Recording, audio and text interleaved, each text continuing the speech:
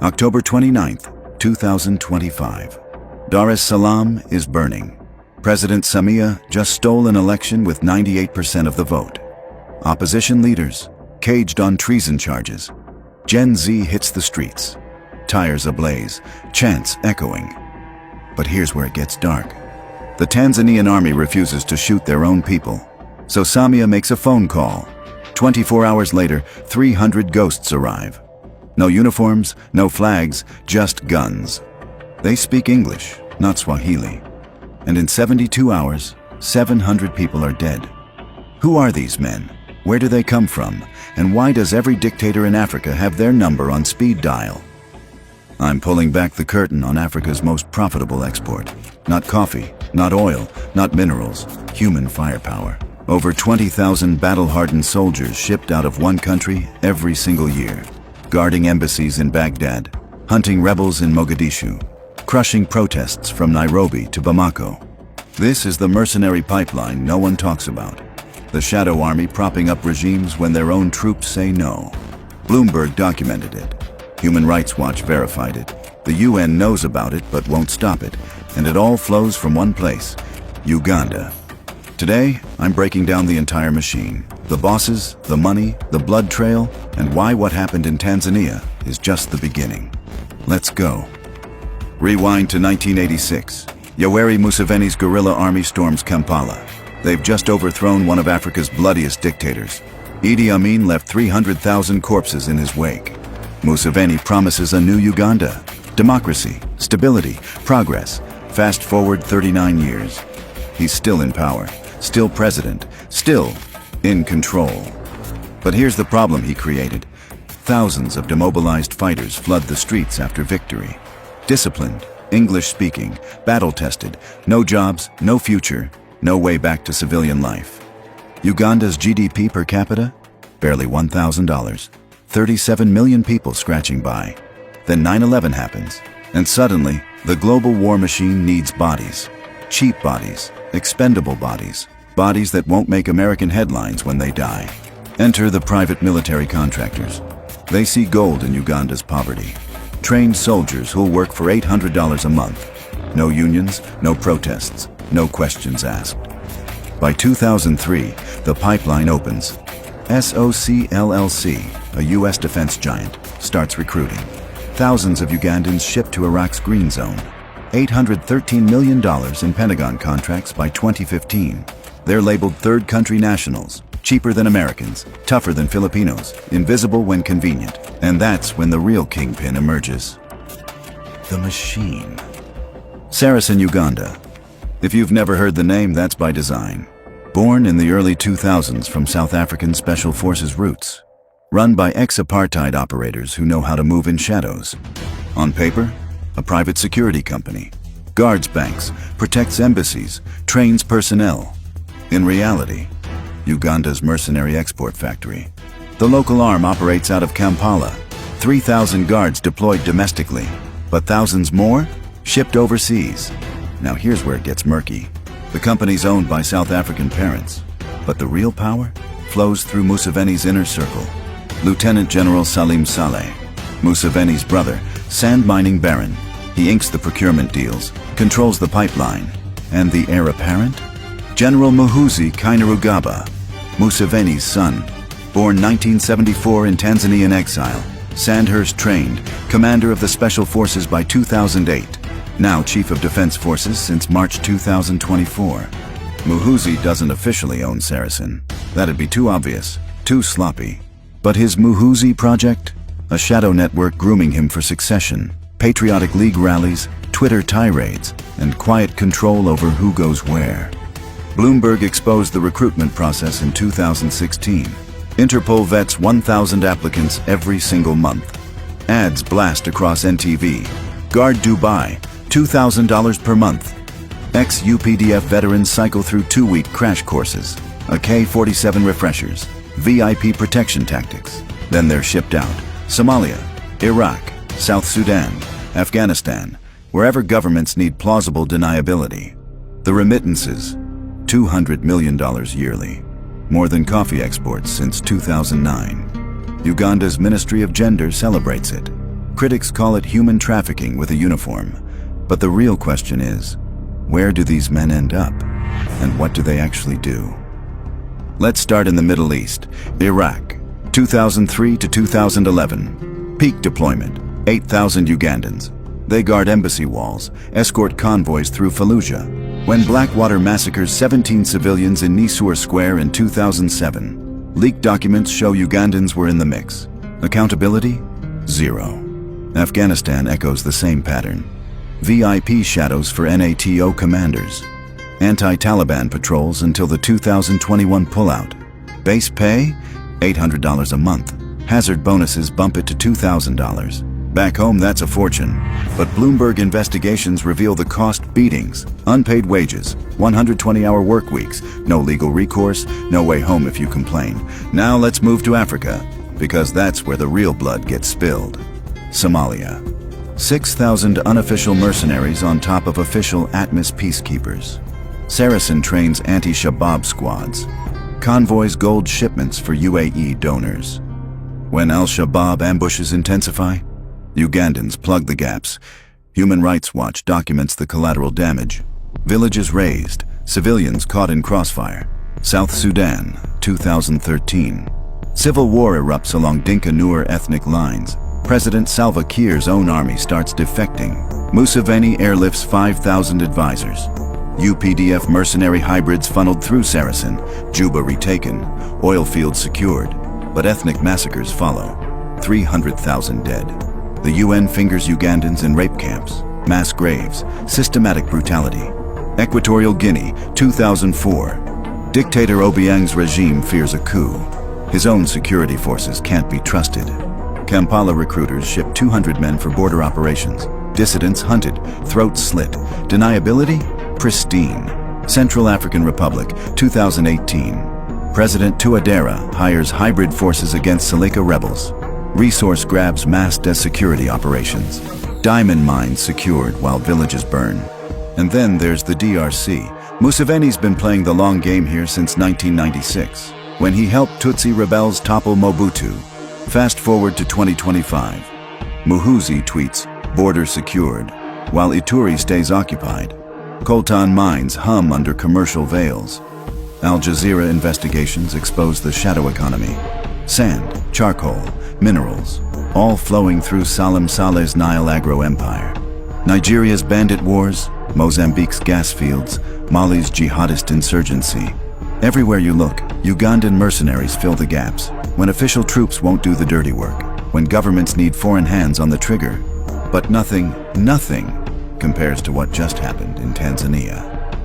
Let's go back to October 29th, 2025. Election day in Tanzania. President Samia Suluhu Hassan wins with 98% of the vote. Even by African standards, that's absurd. Opposition leader Tundu Lissu, locked up on treason charges since spring. Chadema Youth Wing hits the streets. Tires burning, posters shredded, chants echoing. This is mainland fury. See, Tanzania's union has an unwritten rule since 1964. Presidents from the vast mainland, Tanganyika. Vice presidents from the Spice Islands, Zanzibar, Nyerere, Mwinyi, Kikwete. All mainland stock. But Samia, born in Zanzibar, she inherited power when President Magufuli died suddenly in 2021. To Dar es Salaam's dock workers and Dodoma's farmer, this feels like colonization. Zanzibar's elite loot our ports while we scrape by on $2 a day. COVID gutted tourism. Inflation devours wages. Abductions hit 83 since Samia took oath. Freedom House labels Tanzania not free. Gen Z, TikTok fueled, Kenya inspired, channels 2024's rage. Hashtag Samia must go trends. Barricades rise. By dawn, October 30th, curfews slam down. Internet blackouts. Army Chief Jacob Mukunda brands them criminals. But here's where everything changes. The Tanzanian Defense Forces, Jeshi la Ulinzi, refuse shoot-to-kill orders.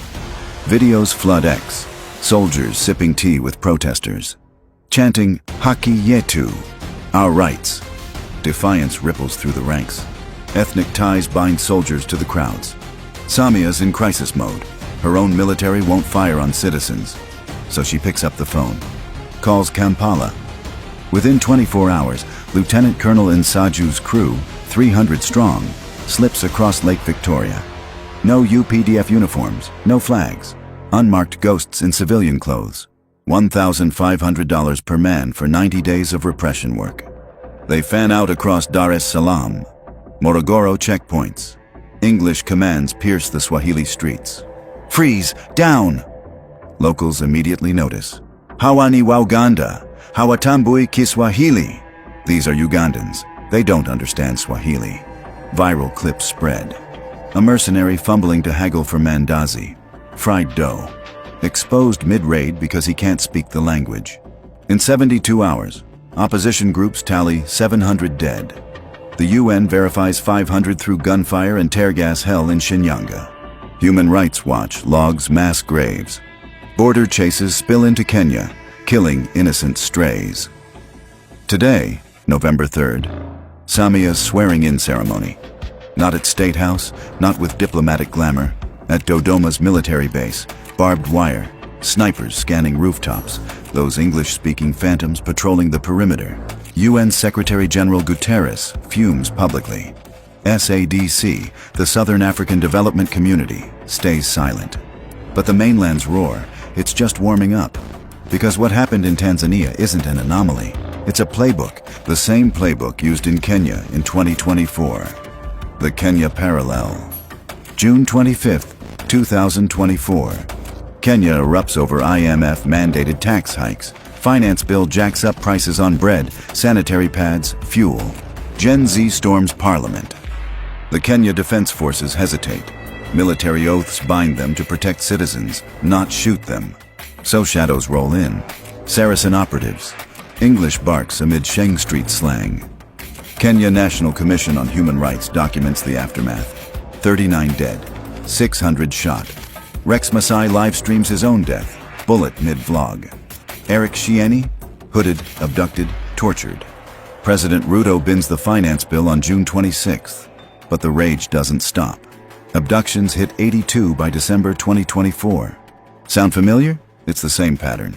When national armies refuse brutal crackdowns, when soldiers risk mutiny over firing on citizens, presidents call Kampala. Uganda provides plausible deniability. Foreign contractors, no direct government involvement, no local soldiers with blood on their hands. And Museveni? He gets paid, maintains influence, expands power, but there's a deeper layer here. This isn't just about Uganda's economy. It's about global proxy warfare. The United States outsources AFRICOM operations, Somalia drone strikes, Niger coup responses. All need boots that won't trigger congressional hearings. Russia mirrors this with Wagner Group, now rebranded Africa Corps, operating in 15 African nations, trading mercenary muscle for mineral access. China, Belt and Road. Initiative bodyguards, protecting billions in infrastructure investments. Every major power uses the same loophole. The private contractors aren't officially military, so they dodge international law. The 2008 Montreux document? Toothless. UN Mercenary Convention? Loopholes everywhere, and African lives become the currency. The system's cracks. But here's what the powers didn't count on. Gen Z isn't playing by the old rules. In Kenya, they organized without leaders, used encrypted apps, live-streamed everything, made martyrs go viral before the bodies went cold. In Tanzania, they're doing the same. Every Ugandan merc exposed online becomes proof. Every leaked video chips away at deniability. Bobi Wine, Uganda's opposition leader, watches closely. Protests are brewing in Kampala too, because Ugandans are starting to ask, why are our brothers dying overseas for pennies while Museveni's family gets rich? The International Criminal Court circles Muhuzi, torture proxies, abduction networks, resource theft. Interpol has the recruitment data. Bloomberg has the money trail. Human Rights Watch has the body count. The machine still grinds, 20,000 deployed, economies juiced, regimes propped. But the line is fraying. Kenyan youth proved militaries can be shamed into hesitation. Tanzanian soldiers showed ethnic bonds matter more than orders. Each deployment now risks exposure. Each video risks sparking the next uprising. Samia's swearing in behind barbed wire isn't strength. It's fear, and fear is contagious. When leaders need foreign guns to hold power against their own people, the legitimacy is already gone. You're just counting down to collapse. So where does this end? 3 scenarios. 1. The machine keeps grinding. More protests, more calls to Kampala, more massacres. Regional powers stay silent because they might need the same service tomorrow. 2.